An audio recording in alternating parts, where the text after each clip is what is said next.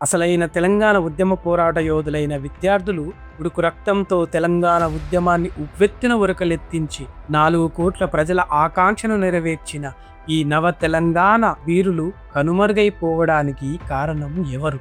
ఈనాటి తెలంగాణ ఉద్యమ ఫలితాలలో ఉద్యోగాలు లేక, రాజకీయ ప్రాధాన్యత కరువై, సామాజిక గౌరవం దక్కక, కుటుంబంలో మర్యాద కోల్పోయి, తల్లిదండ్రులకు తోబుట్టులకు ఎడబాసి, బంధువులకు ముఖం చూపించలేక, ఊలా, ఓబర్, జొమాటో అంటూ చాలీ చాలని జీతాలతో, అర్ధాకలి పస్తులతో హైదరాబాదు గల్లీలలో అనామకులుగా మిగిలిపోయారా? తెలంగాణ ఉద్యమంలో లాఠీలకు ఎదురెళ్లి ఎన్నో దెబ్బలను ఓర్చుకొని చివరికి ప్రాణాలను సైతం పణంగా పెట్టి సాధించిన ఈ ప్రత్యేక రాష్ట్రంలో ఈ ఉద్యమ వీరులకు దక్కిన గౌరవం ఏమిటి? 10 ఏళ్ల ఈ పాలనలో ఈ పాపం ఎవరిది? అమరవీరుల కుటుంబాలకు ఏం న్యాయం జరిగింది? తెలంగాణ రాష్ట్ర ఫలితాలు ఎవరికి దక్కాయి? రాష్ట్రంలో ఒక్క కుటుంబం బాగుపడితే బంగారు తెలంగాణ అయినట్టేనా?